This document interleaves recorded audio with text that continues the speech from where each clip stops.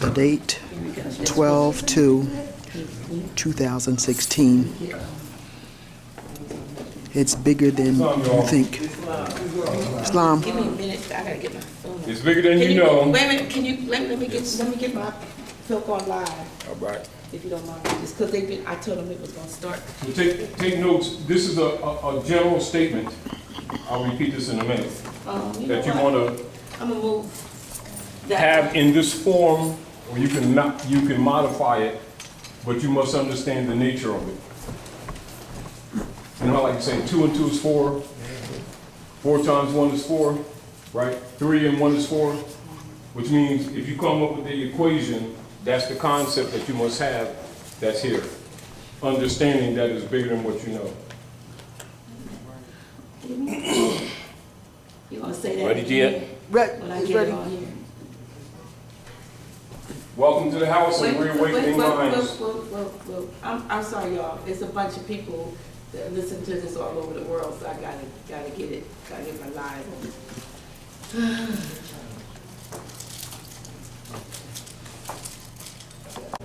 Islam. Welcome to the house of reawakening minds. Now, this particular statement, you must have an understanding, a concept of it, and why this statement is made. And this statement reflects a knowledge of how world politics actually works, not what the masses are generally given. And of course, you all have been exposed to much coming to the House of Ram and reawakening minds. Now, whether you use these words like you see it or in the context, this would indicate a competent error in relationship to what's really going on the Earth planet. Are we clear? Now, this is predicated on your knowledge of the fall of the Red House and the construction or the operations of what is known as the Global World Trust set up by the Vatican after the fall of the Red House in Andalusia, which is later called Spain. And the Red House is the palace of the Emirates of the Moorish Empire. And that's 1492. 1492 is measured by world scholars as the axis year between the fall and dissolution of the old Muslim world and the modern Constantinian operations, which are disguised under the Christian operations of the New World. And so when you hear the lightly projected phrases, old world, new world, that's what they're talking about. And so when they're talking about the old world, they're talking about the fall of the Moorish Empire, which includes all of African and Asian countries collectively. This is what you must understand. Do not get caught up in the idea and the misrepresentation that when you hear Islam and Christianity in the context that you hear it generally, that they're really talking spiritual in the concept that most people think. They're talking politics on Earth planet. And they're talking Orientals, original peoples, versus hybrid Occidental European Roman peoples. Are we clear? So you're talking about the rise of the hybrids. All right, the hybrids are known as Romans. Today, Romans, after the Whiggamore Party split after the Nebraska-Kansas Act, and around 1854, after the split, Horace Greeley, who was a New York newspaper tycoon, suggested that the new members of what became the Republican parties would take on the noble title of the Moors, which is white people. And so the Europeans, after 1854, started calling themselves white people, which is really a noble title. It has nothing to do with complexion. These things you must understand in order to understand the politics. The Moors are really white people. If you get caught up in the Carlos Linnaeus and Johann Blumenbach psychology for the U.S. Census Bureau, you will be quoting that false matrix thinking that white and black are complexions of skin, they're political statuses. If you don't understand that, understand that you are subject to not ever regain your estate. Are we clear? And these code systems were set up they had a couple of conferences on semantics where the high priesthood deliberately introduced connotative linguistics so that you would adopt them, and then when you use them, you would actually talking yourself into hidden contracts or abandonments of your estates. Do you understand? We won't get into that right now, but I'm pointing this out to you because you need to know that, because you also have COINTELPRO operatives even amongst our own people who are accelerating to convince our people that they're black, knowing that it has nothing to do with complexion, it has to do with legal status.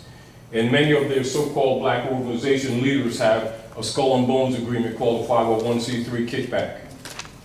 And they usually disguise it as a tax-exempt gift from Jesus. When it's really a skull and bones agreement to keep the misinformation going on. All right, but the issue is, black is not a color in the concept that the people think. It's a legal status. And there's nothing wrong with black, so when people are arguing that issue, don't get caught in that. The issue is descendability. I mean, if they called you pinstripe green, when it comes to a state, if you are out of the pedigree bloodline of your forefathers and your foremothers, in law, you're no longer heritable. That's the reason they use the brand system. You must be clear on why the brand system functions. What is its function? Not that, oh, they call us a lot of different names. That's not the issue. It didn't matter what they called you, as long as they took you out of your pedigree and you agreed to it or you start practicing it. In law, the function and the intent is to make you non-descendable. And thus, every so-called foreclosure under the United States Corporation Company will be declared as an abandonment.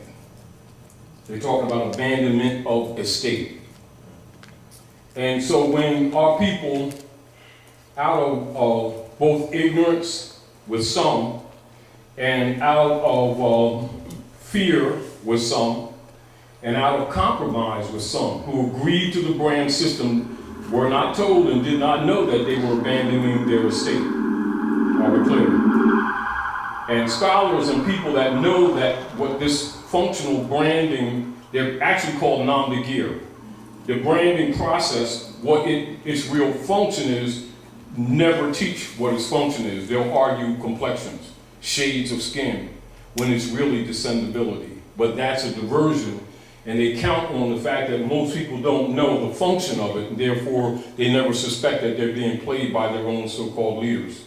Because usually the leaders, if you do the research on the eugenics program, particularly with Margaret Sanger, you'll see that the major instrument that they used in our community was the so-called black pastor preachers. You understand? So, and that's not personal against them, that's the political fact. If you cannot handle that, understand, don't be planning on liberating your children or your family, because it's not going to happen. So don't put emotions in front of it, look at the evidence, look at the facts, do some research, and you'll see for yourself. And you'll see also why some people get very, very sensitive and defensive when this information comes out, as if the truth creates trouble type thing, you know, because what it does, it's sort of like it kind of exposes Judas's few pieces of silver in his pocket, not just the Europeans. It starts exposing people who you trusted in amongst your own, who've been safe because they have not been suspected. You get the point? Now, understanding that when the Red House fell, that the bishopric, now the bishopric is the proper title for the clergy collectively. Are we clear? Mm-hmm. When you're talking about the clergy collectively, it's the bishopric. So when you hear that phrase, and you must get used to these things, because these are the real people who are really running the politics behind the scenes. Can you spell that for us? Bishopric. Bishop. Yeah. Bishop. B-I-S-H-O-P-R-I-C. O-P-R-I-C, bishopric. That's the clergy collectively. And this is another reason why this corruption has actually been kind of safe, or as you would say, secure, because the very ones who are really the movers and shakers behind the scene, or what some people would call the demon, is the very one that's standing up claiming spirituality. That's why such stuff has lasted so long. And of course, this is also why it's been so protected. And then the people themselves, out of ignorance, always associating the bishopric with Jesus, God, Allah, Moses, Muhammad, etc., never suspect them. Are we clear? And this is, again, why, even though our people aren't, they may lack certain information, but they're not dumb. That they've even survived some of the stuff that we've survived with all the pressures, that they're intelligent. It's just that they lack information. And because of their dogmatas that they've adopted in the name of beliefs, the dogmatas have actually been the elixir that actually protects the priesthood. And this is why they can't never fix anything. Now, understanding the real politics, and don't take it personally, understanding real politics, this statement is a reversioner statement. And this is actually like from the Reversion article that we wrote up before. Now, there was Brother Paul Savage Eels shared with me a small statement of reversion a couple years ago. And so what I did, I interjected it into article of Heroditaments in lesson book 14A1 because it fit right in. But what I did, I expanded on it in concept, to make it more clearer, knowing more history than it was telling. If like when you get conscious people and they write something, you can see that they're conscious, but you could also see that they're limited. Do you understand? And so this statement basically is a statement that you would use in any interchange that you may have with any of the corporate entity operators, from the police departments to mortgage foreclosures to credit claims to any law case, any legal case whatsoever. And it's necessary because most people are not aware that with every case or every issue that comes up before any of those private tribunals that they call courts, they're not really courts, they're private tribunals, that there's a bond created with every issue. And most of the issues are exercised ex parte. And ex parte is really where they're speaking, but you really have no say, even if you're there. Because the declaration is under the unum sanctum policy that you're dead and lost at sea. And this was set forth after they initiated the Spanish Inquisition, and particularly with the fall of the Red House, where they declared the Moors and their descendants dead at sea until proven otherwise. And that's the foundation of all the miseries of Asiatic African peoples. Not someone not liking your skin. And scholars all know this. However, and we don't even have to go into it, many of them are paid off not to go into this information. And then, of course, many of the so-called leaders are 32 and 33 degree Masons, and they already got death oaths to the Pope anyway. They wear your fez, they do, because they're ruling in Morocco, but they're sworn to secrecy. So all of the so-called black leaders have been taken to the mountaintop, and the mountaintop is the Great Seal Pyramid with the Eye of Allah at the top, or Horus, etc. And it is the sovereign seal of the ancient Asiatic Moabite Canaanite nation on Earth planet, and the symbol of civilization on planet Earth. So when you see that Great Seal Pyramid with the eye, they'll always try to give it a negative to make you ignore it or to make you reject it, when it's actually the sovereign seal of your forefathers. And the only president to ever use that seal was John Hanson, the first president. All right? And that's another part of your history, but you need to know this. So we're going to get back to this. Now, basically, what they operate on is what is called presumed jurisdiction and presumed abandonment. Now, keep this in mind because we're not going to go into all these details, but the reason I want you to take notes because each one of these things that I state is a whole body of information in itself, but it will give you reference points. Are we clear? And of course, we don't have enough time because you would have to be totally re-educated, if you get the point, over years. But enough reference points after a while the puzzle starts coming together. Are we clear? So write this down. Air jurisdiction, land jurisdiction, sea jurisdiction. And you must understand these things, and we won't go into detail right now, but the distinction between them, because everything that is done, everything that's buy or sold, anything that is moved in commodities, in resources, in conversation, in language, in politics, air, land, and sea jurisdiction is always involved. Always involved. And you need to understand that. Not that we're going to go into it right now. That has to be in your mind because you need to know how is it when you're going before a high priest, as an example, they'll tell you to call them judges. They're really not judges.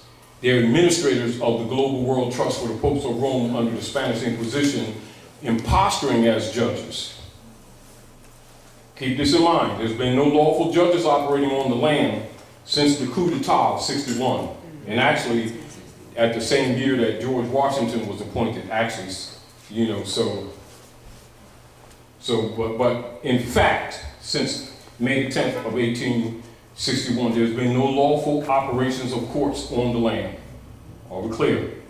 All scholars know that, all politicians know that, all leaders know that, all bishoprics know that, the masses don't know that because the masses have been the food. Are we clear? You don't argue with them and expect them to admit to what is being said right now because they've been beneficiaries of it. Do you understand? So many of them who have not been the direct corruptors have been the peripheral beneficiaries and therefore are not likely to admit to this. Are we clear? All right. Now, I want you all to read this together. We're going to read this together and try to soak this into your mind. And then whatever comes up in your mind, let's just talk for a minute. We'll go into some other things, but let's just talk. Feel free to talk. No question is dumb. All right? No question is stupid. But you need to understand what's being said here. All right? All right, let's read you all. I, the living man and rightful heir, am not lost at sea. I affirm and declare my right of reversion of estate, and I make no claim with respect to the title and misrepresented name, man of straw and nom de guerre being a title, and the spurious creations of the foreign de facto United States corporate operators, actors, and owners. And I surrender and assign any and all reversionary interest to the foreign United States and subsidiaries for full acquittance, discharge, settlement, and enclosure of my reliance. Title 12, United States Code 95A, Part 2. And I assume no liabilities or debts, however contrived, among its associates, and I do not consent to stand as surety for the foreign United States, U.S. corporation entity owners, directors, or administrators, nor for its subsidiaries or associates at any point or moment in time. Now, what that does, that interrupts the movement of UST bonds, which have been on your back since the Civil War. But you need to have known that. And that's the foundation of the theft of your birthright that Noble Drawley is talking about when he set up the old Canaanite temple in 1913 as a countermeasure to the Roman operations at Northwest Amexem, Turtle Island, North America, land of the Moors. under occupation. And of course, as you know, even to this day, with our people, with all the education they have, most of them don't know they're standing on Morocco. They think that the United States is the country. The United States is the corporate entity belonging to the Jesuits that's been occupying and administrating powers, plenary, what's called as plenary powers on the land jurisdiction of Morocco, Northwest Territories, Northwest Amexem, Northwest Africa, Turtle Island, the North Gate, Temple of the Moon and Sun, land of the Moors. That's the great Masonic secret that all the secret societies have been hiding from you. And you're the heirs to the world's largest estate. And every time we sit and talk and complain about the things that are occurring to our people, as long as you don't know the real history, you're declared incompetent. And thus a ward of the state, and thus non-heritable. Are we clear? That's why it's important for their operators amongst us to keep pushing the black game, because it makes you not heritable. Are we clear? Now those, when people begin to wake up a little bit, you'll see some of the so-called operatives start arguing about Moor means black, and black means this, and we're really black people, and it means melanin in the universe, and commit and all that. Well, that's a COINTELPRO operation. A scholar knows it, but a person who doesn't know language and doesn't know this history will not suspect it. They just think they're talking semantics, you know. Well, you know, it's different complexions, and it doesn't matter what color. They get into the... A scholar already knows that person is sick. You really don't know what's really going on. Do you understand what I'm saying to you?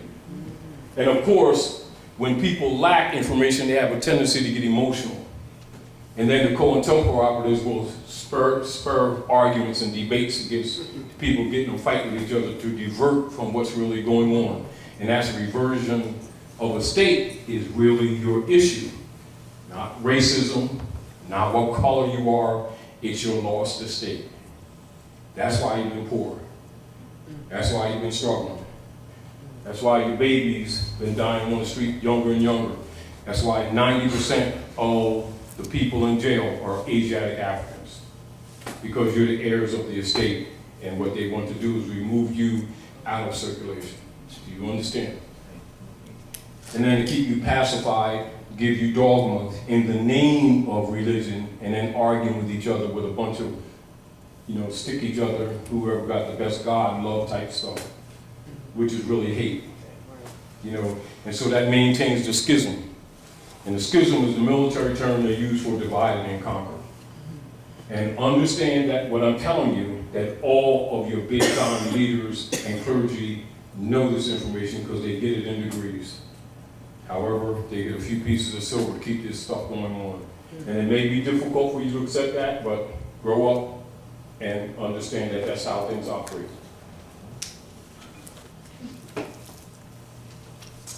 And understand this. If it were not true, they would not have been able to maintain this thing so smoothly for all these generations. That's what people say. They keep on saying it's not a conspiracy type of stuff. You know, now, so this statement, when you're making this statement, like as an example, to an administrator of a judicial venue, you're dealing actually with a deputy knight of the Vatican and the Pope of Rome. When you're looking at him sitting in the East, because they'll usually design all the courtrooms like the temples of the East. In Hikupta, they'll tell you it's Egypt, it's Hikupta. And they'll design that triangle. And then the Magi is sitting there on the pedestal, and then you're sitting here, and yeah. Mm-hmm. And they're using your own stuff against you. But anyway, so keep that in mind. Are there any questions about this? Oh, let me go into this Title 12 so that you will understand, because I want you to understand what that is too. All right?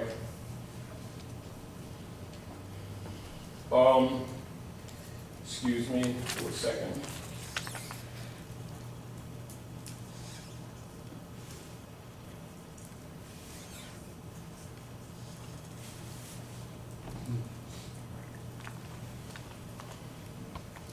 maybe up further. How many of you know what that 95A is? Can I hear somebody say something? Yeah, don't have a clue. Oh. Well, that's a good answer. Well, see, because Morocco's under occupation and they're dealing with trust and estate, they are obligated actually being administrators over the Global World Trust. Keep this in mind, because the Pope set up a Global World Trust to control or to administrate over conquered lands. That's why there's no allodial title operations at North America. You can only get mortgages and deeds. Since 1913, all allodial titles were converted into feudal law deeds and mortgages as a countermeasure to noble droit. So prior to 1913, all property was held in allodial title. Are we clear? Yes. So you must understand that to understand the politics that's taking place now. If you don't understand that logically, if you're arguing a estate or property that you think that you own, you may be arguing and not knowing that you're sharecropping. So until you step out of that status, knowingly, you're still declared incompetent. Because all property has been hypothecated. Are we clear? So, hold on, excuse me. This is still on the stage of editing, and Rue has some of it, and I'm giving the rest of it a little later. But anyway, what it concerns with is by law that all what you would call spending that comes from you, who are the beneficiary, actually they're supposed to be giving you all vouchers. You know, if you see a car that you wanted, the car's already paid for. They're supposed to just give you a voucher and you take it home. And so you can understand why the so-called black leaders who are paid off don't want you to know this information. The same thing with the politicians. And you can understand why they have all these summer houses and you don't, and why Reverend has a parish and you don't, to keep this information from you. And then to attack people who expose this information, making you think that they got devils and stuff like that. You know, because our people are already under that devil spell. As soon as you say devil, their eyes get crossed and they get weird. They do. You know, all you got to do is say devil and Satan and stuff, and they really get strange on you quickly. And this is also, that's called dogma, and this has also helped keep them in power. Hold on.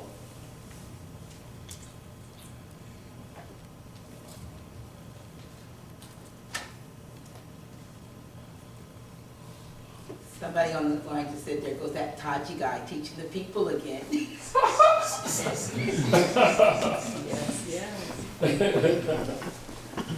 But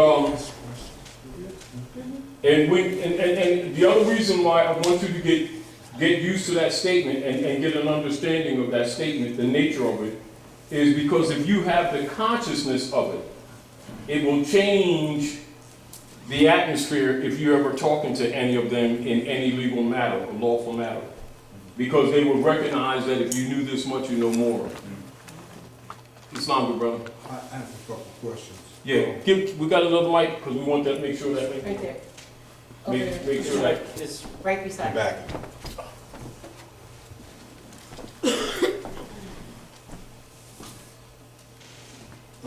You said, is that mic on? Is it? Make sure it's on. test. Good. Okay. You said the old world was the fall of the Moorish Empire. Yeah, So- that's called the old Muslim world. Actually, that's what it's called. The old Muslim world of Islam, that's what it's really called. Okay, then my question is, the rise of the hybrids, which were Romans, is that start of the New World? That's the New World. That's what they call. And 1492 is used by sociologists and historians as the Axis year. That's only like a landmark. That's not absolute, but that's what's used as an Axis year. So prior 1492, the Moors ruled. After 1492, Europeans ruled, or what you would call colonial powers. And what is the Red House? The Red House is the Alhambra that Michelle went to when Obama and them left, and she went to the Alhambra, and he went to Egypt and exposed that the American Constitution comes from Muslim law. He was giving you part of his history. Okay, I'm still not clear. What is Alhambra is, you might have heard of it as being one of the 7 wonders of the world. It's a Moorish palace of emirates for the caliphates in Al-Andalus, which they later called Spain. Okay. That's not Spain then, it's later called Spain. You'll hear them say the Moors in Spain.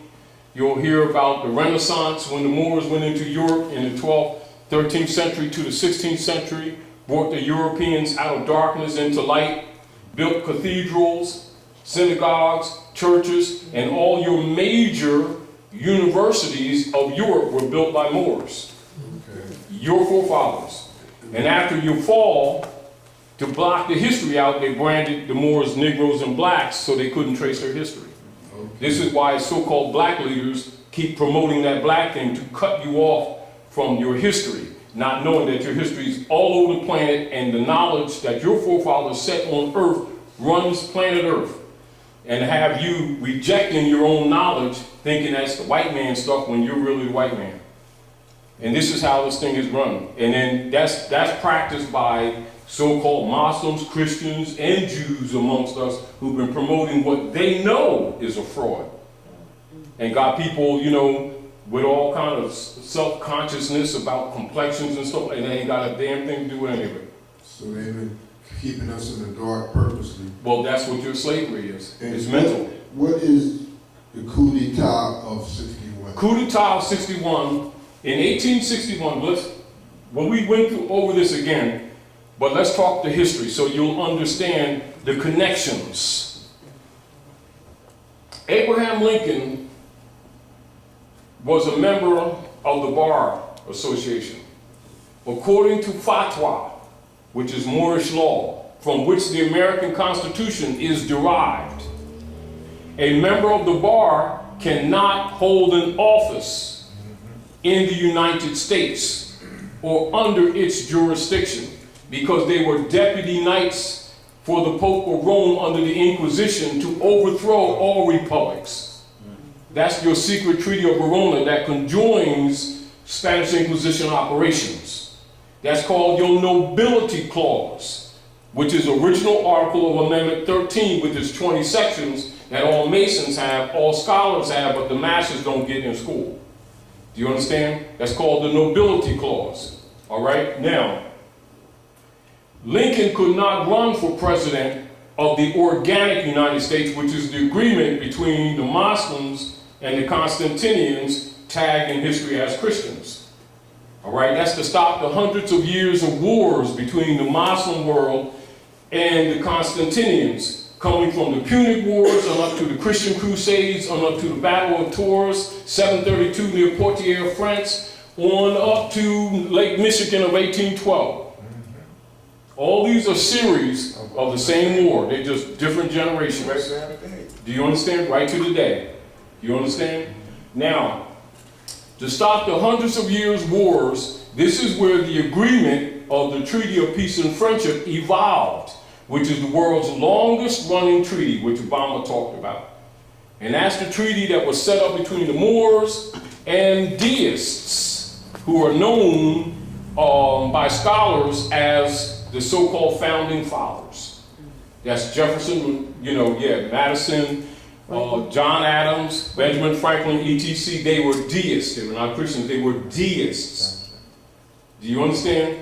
And deists are those who study the culture of the Asiatics.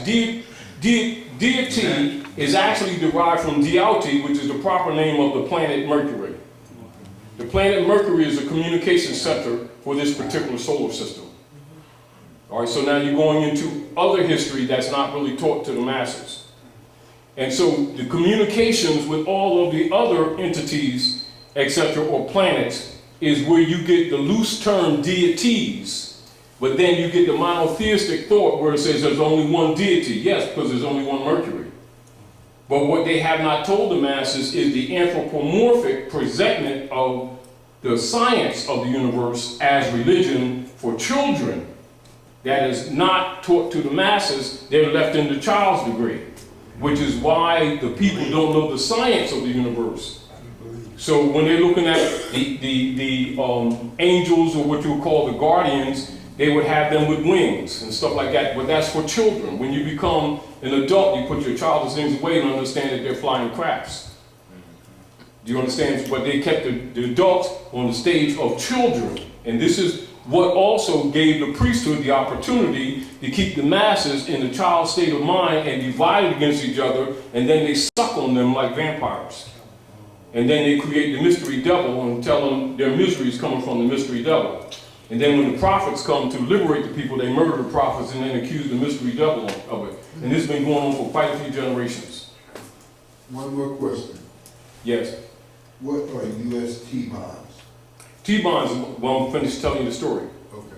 Because this is where you need to know where they came from. So Lincoln could not run for president because he was a member of the bar. Right. So in 1754, Benjamin Franklin, who was a deist, in preparations for the agreement that was on the table but not yet solidified, set up a United States Corporation Company. It's important. United States Corporation Service Company in France. Keep that in mind.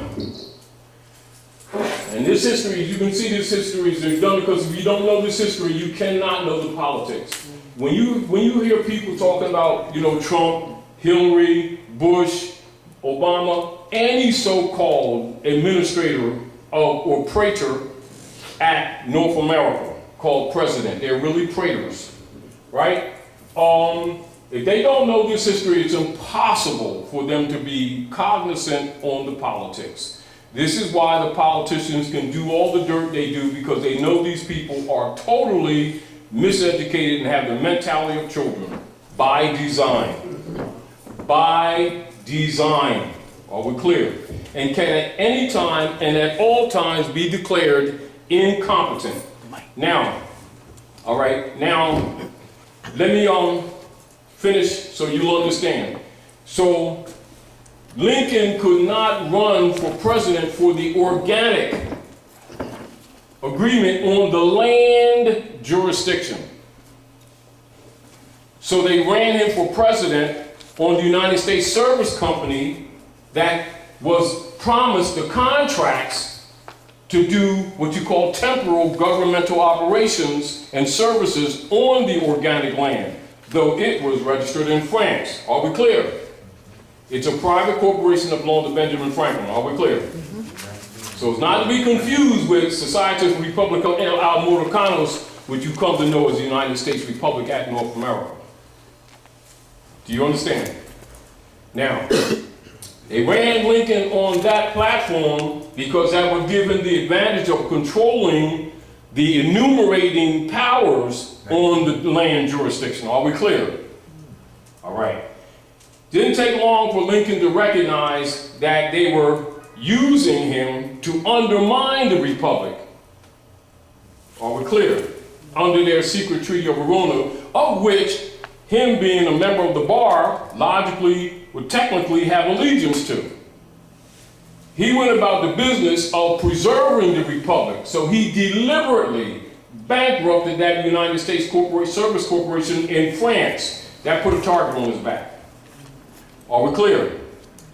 This is what it'll give you half the history talking about the greenback thing, without telling you all this other history. Only Masons get this history. Or Skull and Bones, Knights Templar, Keiklers, Ku Klux Klan, Union Guard, Knights of Malta, Illuminati. The masses don't get this information except the high priest or somebody in the attic chamber of the Moorish Science Temple or after the supreme wisdom in some degrees in the Nation of Islam. But the masses don't get this information, are we clear? That's why the masses never have any power.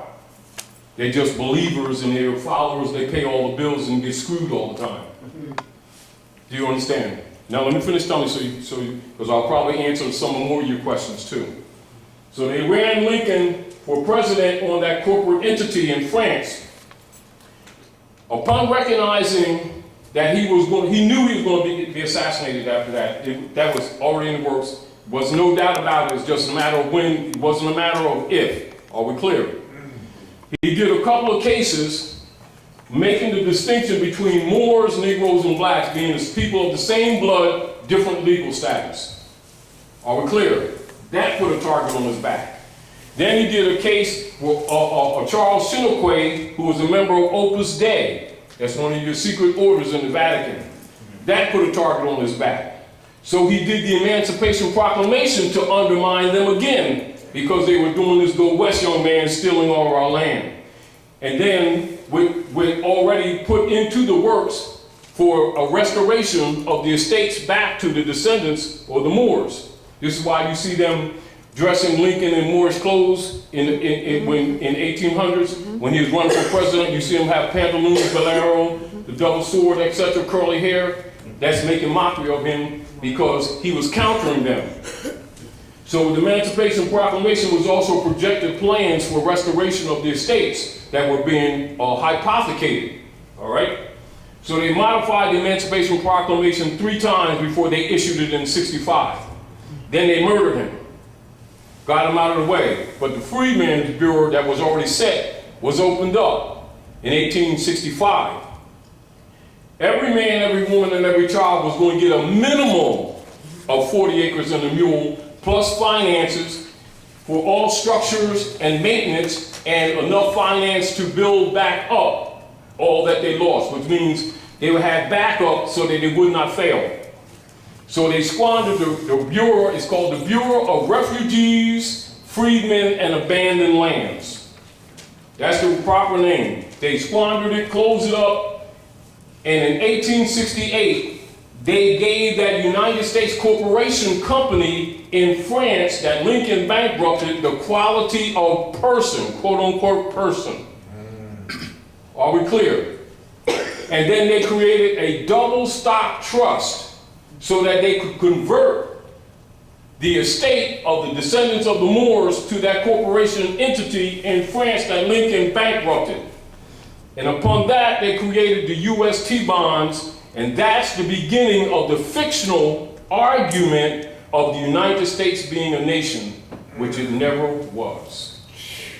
Are we clear? And that's where you get the origin of what is called the national debt that really doesn't exist.